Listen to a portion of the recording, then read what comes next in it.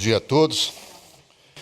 Cumprimento os eminentes pares, o senhor Procurador Regional Eleitoral, os senhores advogados, advogadas, partes eventualmente presentes, senhores servidores, está aberta a sessão.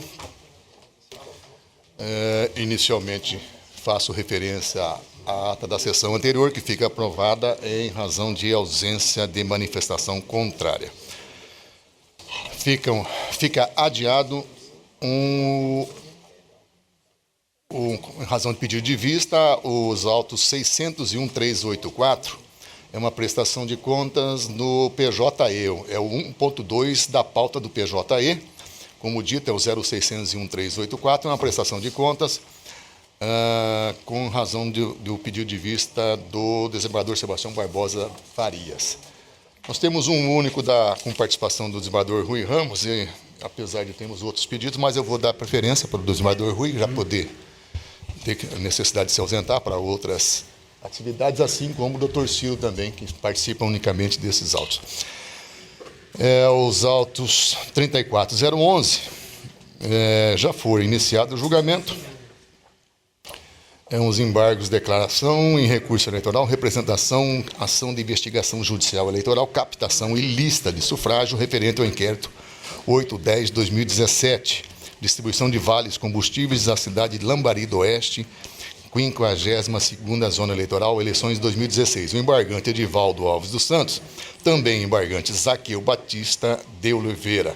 Embargado é o Ministério Público Eleitoral. Na sessão anterior, o relator, doutor Armando Biancardino Cândia, acolheu parcialmente os embargos, apenas para retificar erro material. Na oportunidade, for acompanhado pelo doutor Bruno de Oliveira Marques. Pediu vista ao doutor desembargador Rui Ramos, os demais aguardam. Com a palavra, doutor desembargador. Presidente, Igreja Tribunal, bom dia. Cumprimento a todos, inclusive os senhores servidores, eminente Procurador Regional Eleitoral. Eu apenas tinha um ponto que me chamaram a atenção, que era o aspecto da pretensão recursal ter sigido somente um abuso do poder econômico. Na verdade, está posto ao final dos requerimentos feito pelo Ministério Público nesse sentido, mas, na verdade, existe a preocupação e existe o insurgimento expresso nas razões recursais quanto o aspecto da captação ilícita de sufrágio. O recorrente apontou que o fato também se caracterizaria como captação ilícita de sufrágio, de modo que, num âmbito que nós estamos tratando de embargos, né, esse assunto talvez pudesse ter sido melhor desenvolvido no recurso propriamente dito do que não aqui nos embargos, que nada mais é do que um aperfeiçoamento do julgado.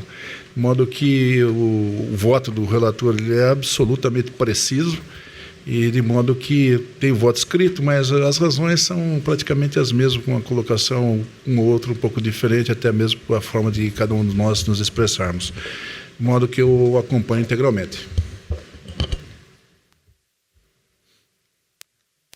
Então está acompanhando parcialmente só aquela questão do erro material, não é isso?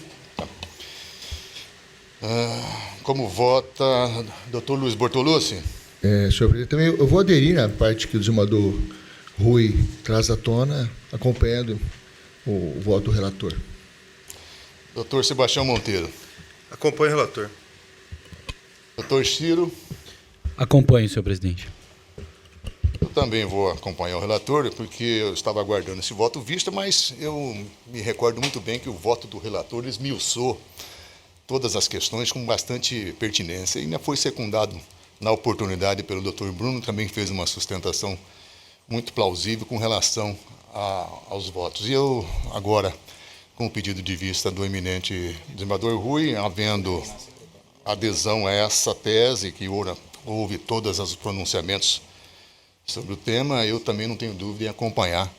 E o resultado, então, o tribunal, por unanimidade, acolheu parcialmente.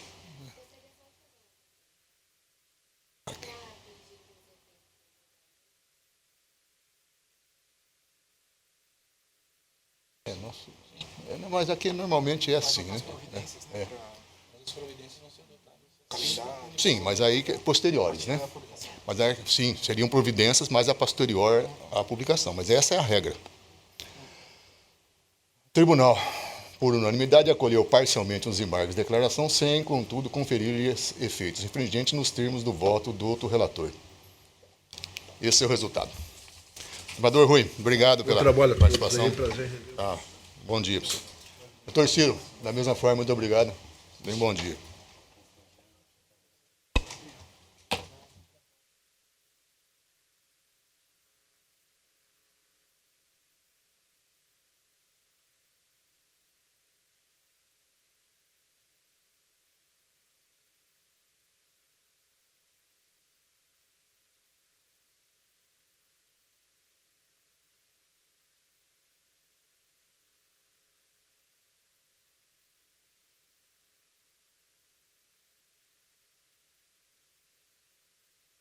A unidade aqui vai ser uma prestação de contas. É um pedido. Nós estamos com um probleminha no sistema, mas a sequência não impede. Continuação de julgamento do 1.3 é o PJE 0601-474. É uma prestação de contas do candidato ao cargo de senador, eleição de 2018. Eu aguardo aí. Eu vi que o senhor estava no caminho já. Claro. Estes autos, essa prestação de contas, ao cargo senador, eleição de 2018, como dito, da requerente Maria Lúcia Cavalli Neder e outros. Relatoria do Dr. Sebastião Monteiro, que votou pela desaprovação das contas com ressalvas. É isso, senhor relator? Houve um pedido de vista do primeiro vogal, que é o Dr. Fábio, que é compartilhada com o Dr. Iali. Os demais, Sebastião Barbosa e Luiz Bortolucci, aguardam. Então, pela sequência, Dr. Fábio Fiorenza com a palavra. Excelência, talvez eu tivesse que ter dito antes, mas eu vou manter a vista ainda não vou conseguir trazer esse voto. Certamente na semana que vem, na sessão, eu trago. Condições? Eu vou aguardar também, Excelência. Aguardar também? Então, na verdade, nós vamos ter que praticamente continuar adiado, né? Na essência.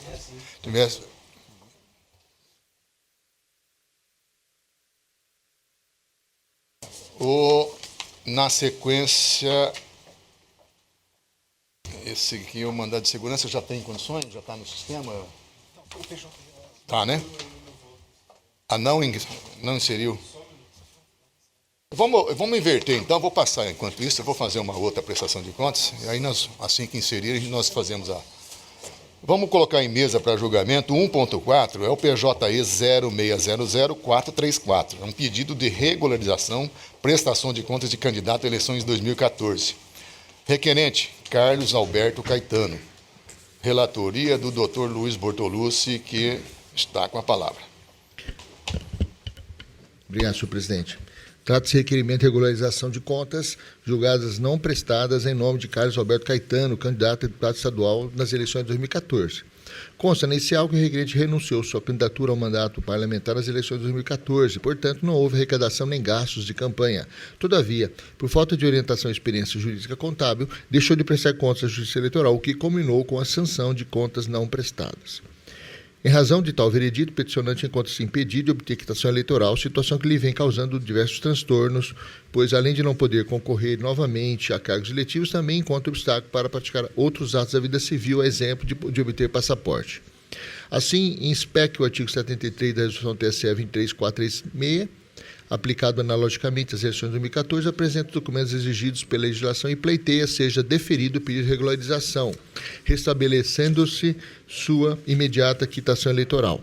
Os autos foram encaminhados à CCIA, que atestou a inexistência e recebimento de recursos de fontes vedadas e de origem não identificada, bem como não identificou o repasse de recursos públicos ao candidato, opinando pelo deferimento do pedido de regularização. No mesmo sentido, foi o parecer do Ministério Público. É o relatório, senhor presidente. Senhor presidente, eu ratifico.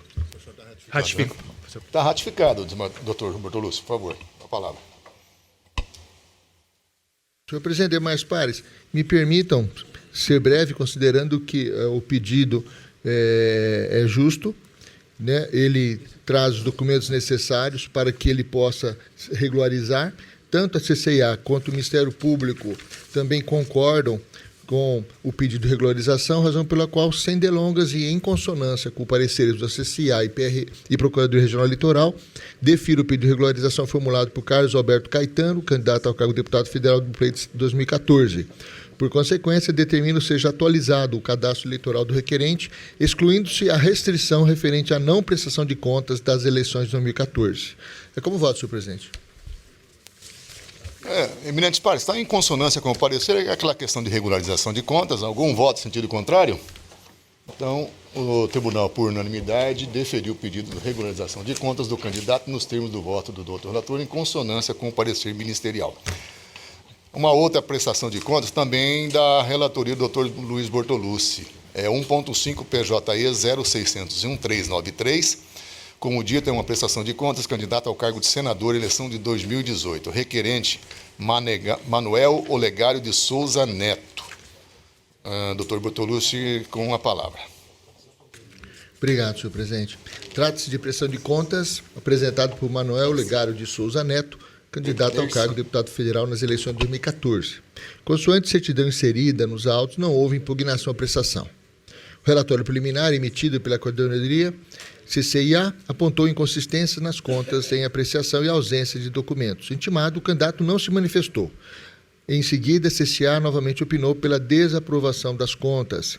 Instado a se manifestar, a doutora Procuradoria pugnou pela desaprovação das contas em razão da gravidade das irregularidades apontadas, bem como a devolução de R$ 5.340 ao Tesouro Nacional, referente à receita de origem não identificada, utilizada para pagamento de despesas não contabilizadas.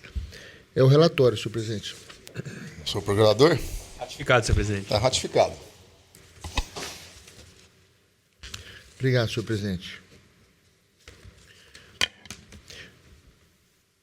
O candidato Manuel Olegário de Souza Neto declarou haver recebido R$ 100 mil e contratado despesa no valor de R$ 112 mil, acumulando R$ 12 mil em dívida de campanha. Elaborado o parecer técnico conclusivo, restaram caracterizadas as seguintes irregularidades. A primeira é descumprimento quanto à entrega do relatório financeiro de campanha no prazo estabelecido pela legislação eleitoral. Essa, sem delonga, esse sodalício já tem firmado já há algum tempo o entendimento de que, como ele prestou a posteriori a prestação, isso não enseja a desaprovação da conta, mas sim apenas ressalva. O segundo item, já um item com maior gravidade, diz referência à dívida de campanha e ausência de comprovante de recolhimento à respectiva direção partidária. O candidato informou em sua prestação de contas ter dívida de campanha no valor de R$ 12 mil. Conforme pontuado pelo CCA, após intimado, o candidato não apresentou os documentos abaixo relacionados em desconformidade com o disposto no artigo 35, parágrafo 2º e 3º da Resolução TCE 23553/2017, quais sejam autorização do órgão nacional de direção partidária para assunção de dívidas, acordo expressamente formalizado, do qual deverão constar a origem e o valor da obrigação assumida, dados e anuência do credor, cronograma de pagamento e que a quitação não ultrapasse o prazo fixado pela prestação de contas da eleição subsequente e, finalmente, indicação de fonte de recursos que serão utilizados para a quitação do débito. Na assunção da dívida de campanha, é imprescindível que sejam juntados respectivamente aludidas informações e documentos, comprovando-se o prévio conhecimento do credor. São, portanto, requisitos obrigatórios, dos quais o prestador de conta não se desincumbiu. Em razão disso, o candidato não comprovou que a assunção da dívida pelo órgão partidário ocorreu dentro dos parâmetros legais. Tal irregularidade caracteriza a falha de natureza grave, que envolve um montante de R$ 12 mil e impõe a desaprovação das contas. Terceiro item. Terceira irregularidade constatada: omissão de despesa, divergência entre a despesa constante da prestação de contas em exame e aquelas constantes na base de dados da Justiça Eleitoral. Com base nas informações constantes na base de dados da Justiça Eleitoral, foram identificadas as seguintes omissões relativas a despesas constantes da prestação de contas em exame. Aí eu apresento, são duas despesas, uma de R$ 1.200, a outra de R$ 4.140. As referidas omissões foram identificadas mediante confronto das despesas declaradas pelo candidato com notas fiscais eletrônicas emitidas em favor do candidato. Sobre as notas fiscais emitidas em favor e não declaradas em sua prestação de contas, o candidato não se manifestou. A omissão do registro de despesa constitui falha grave, que macula a confiabilidade da prestação de contas, impedindo o adequado exame dos gastos realizados durante a campanha eleitoral, sendo motivo suficiente para ensejar a desaprovação. Nesse ponto, inclusive, conforme recentes decisões de julgados nesse sodalício, a despesa omitida pelo prestador foi quitada com recurso financeiro de origem clandestina, que transitaram à margem da contabilidade apresentada à Justiça Eleitoral, aplicando-se ao caso o artigo 34 da Resolução TSE 23553/2017, que impõe o recolhimento ao Tesouro Nacional dos recursos de origem não identificados.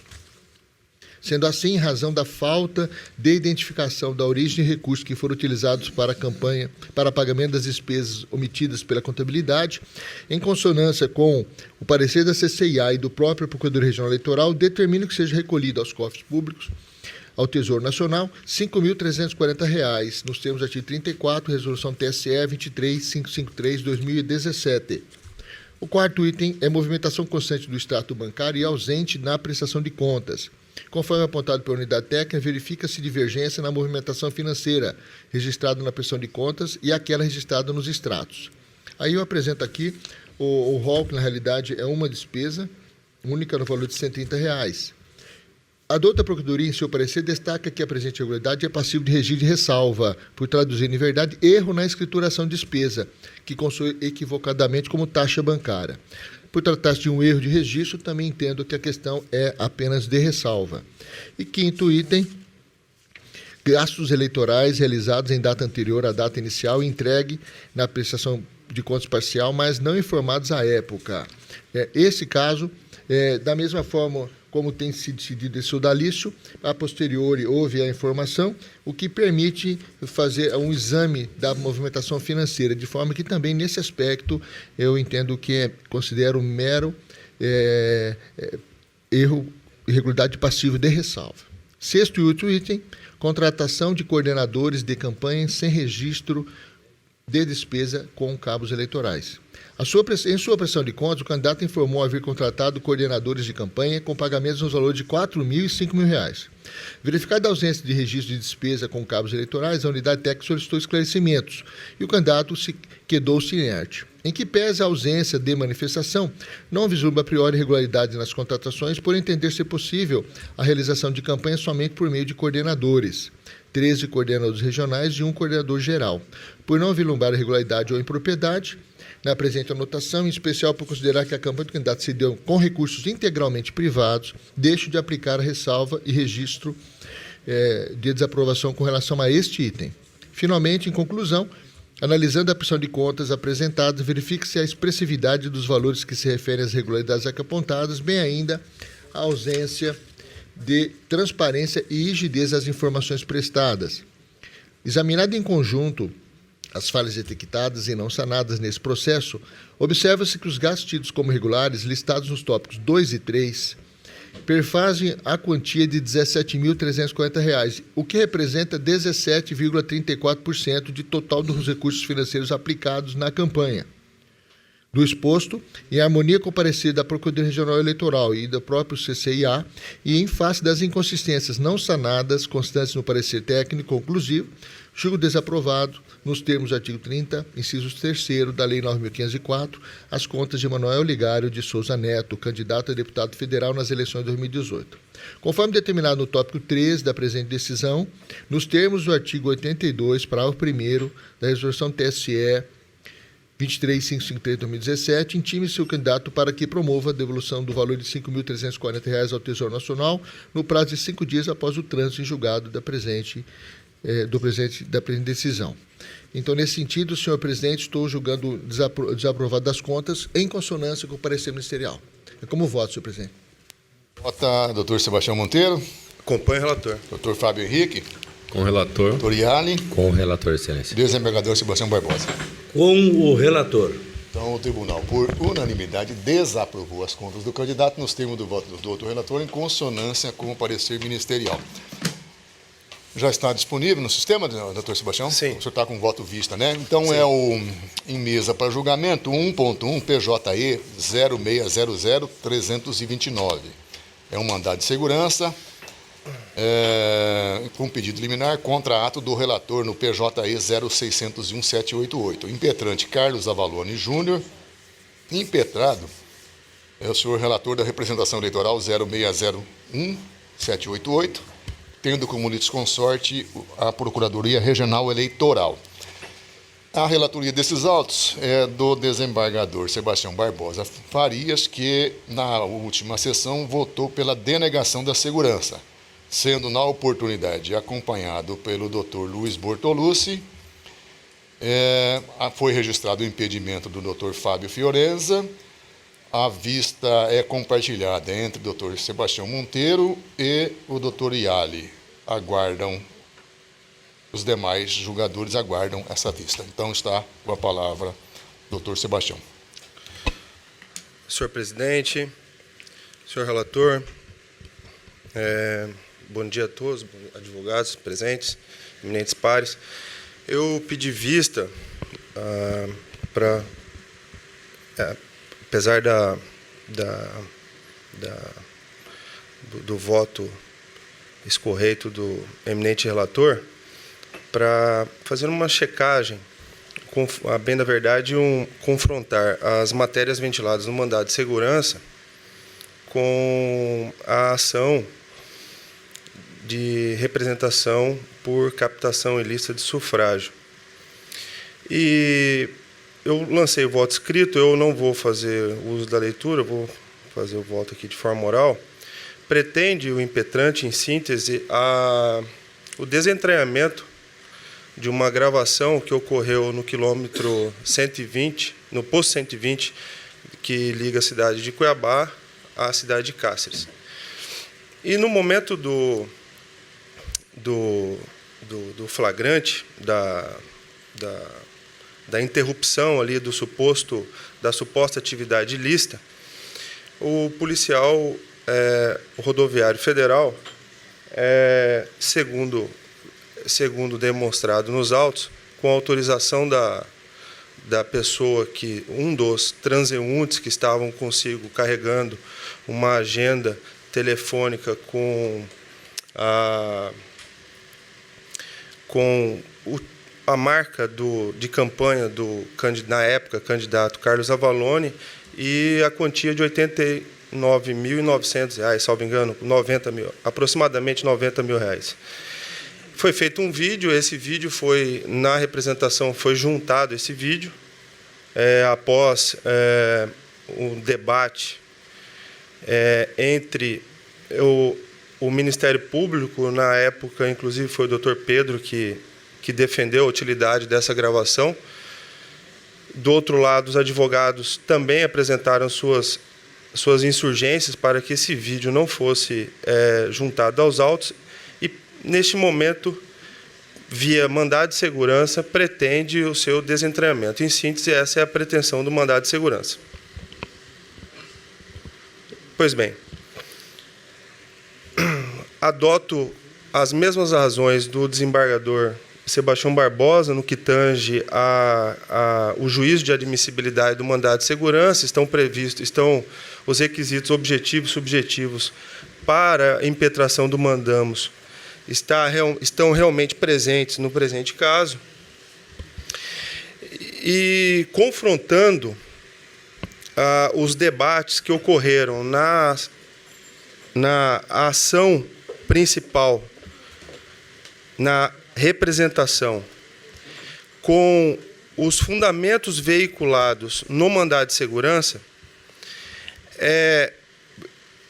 eu verifiquei que os fundamentos que estão sendo trazidos nesse mandado de segurança... Não, é mandado de segurança. Os fundamentos que estão sendo... Confrontando os fundamentos que estão sendo ventilados nesse mandado de segurança com as discussões que foram travadas na ação principal, no caso, a representação por captação ilícita de sufrágio, tanto no dia da audiência, oportunidade que a defesa expôs os seus fundamentos para que essa prova não fosse juntada, bem como no agravo regimental que for interposto pela defesa, os fundamentos que estão sendo tratados aqui não se confundem com os fundamentos que foram tratados na ação principal. Melhor dizendo, os fundamentos que estão sendo trazidos aqui não foram ventilados na ação principal. Então, a suposta teratologia que se alega aqui no mandado de segurança, os fundamentos que justificaria a teratologia da decisão judicial, os fundamentos não foram levados ao conhecimento da autoridade judicial que preside o feito. Então, como eu posso afirmar que a decisão é teratológica se os fundamentos do mandado de segurança não chegaram ao conhecimento da autoridade apontada como coatora? Eu me fiz essa pergunta, confesso, e busquei na ação principal os fundamentos da insurgência do mandado de segurança e realmente não foram tratados na ação principal. Então, como pode haver teratologia, que seria o substrato que justificaria a insurgência a ponto de fazer uso de uma ação de natureza constitucional, atacando uma decisão judicial, se esses fundamentos não foram tratados com a autoridade apontada com o ator. Então, por esse motivo, por esses fundamentos, eu acompanho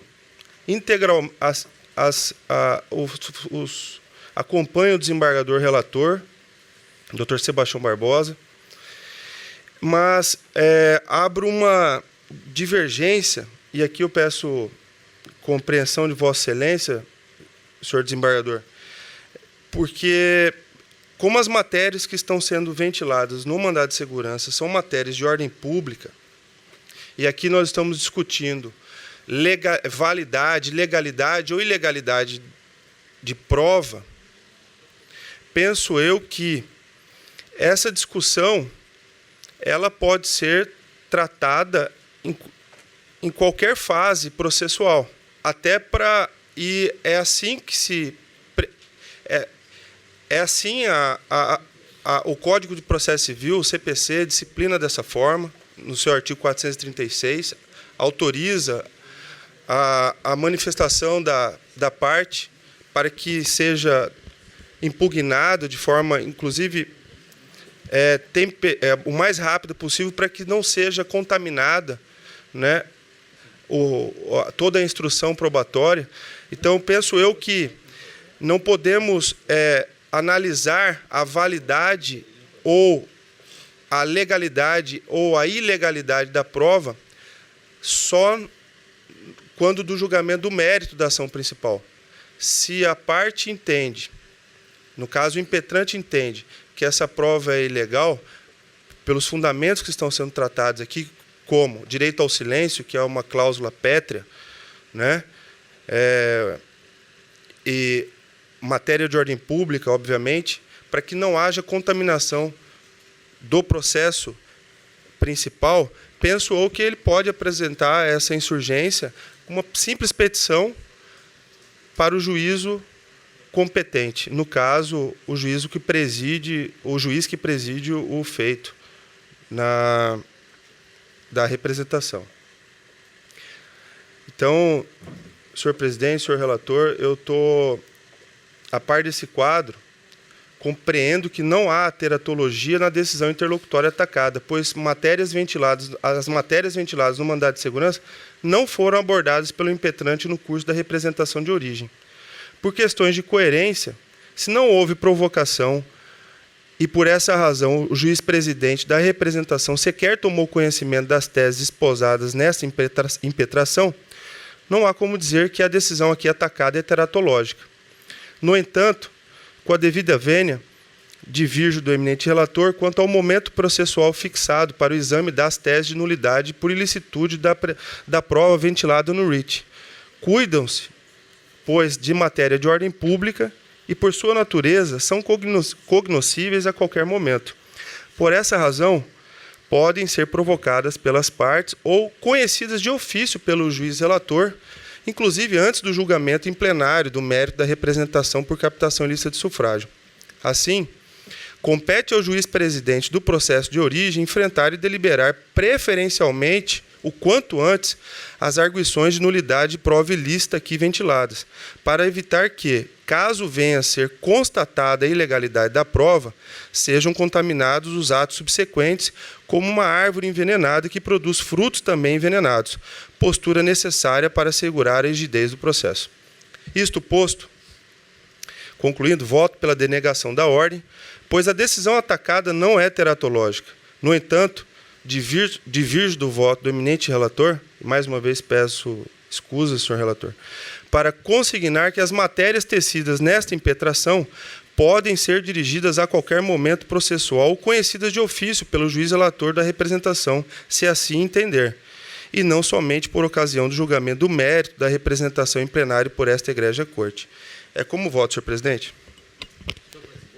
Pois não, Eu louvo a atitude do nobre juiz Sebastião Monteiro, mas, em suma, não há nenhuma divergência.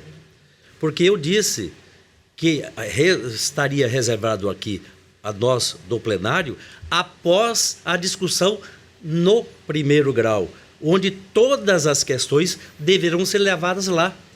Então, eu penso que estamos de acordo na completude do tema, mas eu compreendo, e se fosse o caso, eu acompanharia, mas nós estamos... Aqui, na essência não há nenhuma diferenciação. Na essência não há nenhuma dúvida. O senhor está denegando para dizer o seguinte: primeiro tem que ser submetido ao crivo. Porque se houve indução, se houve... Essa matéria, na verdade, nós sabemos o seguinte, eu não querendo antecipar, mas mandado de segurança é direito líquido e certo. Líquido e certo é aquele direito que não há necessidade de nenhuma dilação probatória. Mas ainda mais quando movida contra a decisão judicial, só em situações de teratologia que, me parece, como foi muito bem reconhecido pela relatoria e pelo doutor Sebastião, não se fazem presentes. Não estou arrostando o voto dele, eu estou dizendo que estamos de acordo. Na verdade, é essa. Pela nova terminologia, inclusive, da lei de mandado de segurança, se denega a ordem, não se diz sob qual fundamento. Denega-se a ordem, pelas que é isso que o relator está falando, e o doutor Sebastião também. Senhor presidente, até porque é louvável o posicionamento do doutor Sebastião Monteiro, mas nessa mesma linha, eu já até votei, o senhor desembargador Sebastião Barbosa não excluiu a hipótese, apenas abrangeu a hipótese posta sob júdice aqui, certo?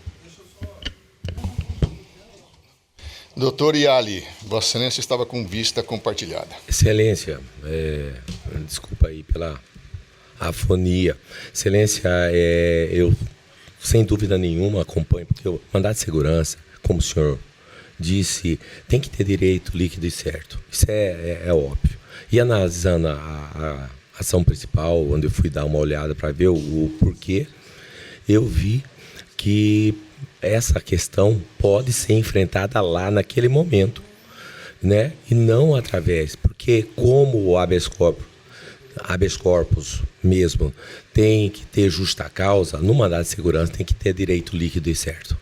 Então, não tenho dúvida nenhuma em acompanhar o desembargador Sebastião, mesmo porque essa questão levantada pelo doutor Sebastião, até peço vênias para ele, está dentro do contexto do voto do desembargador Sebastião.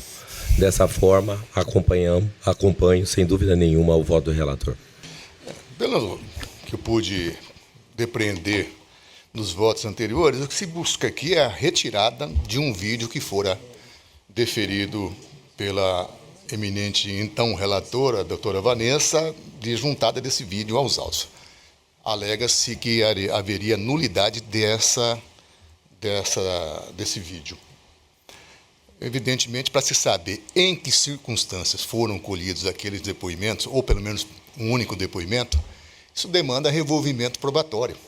Não podemos, dentro de um mandado de segurança, entender como líquido e certo uma decisão que a relatora simplesmente determinou a juntada aos autos. Se é válido ou não, que contexto em que se colheu essa prova, se ela é nula, né? Se ele tem o direito ao silêncio.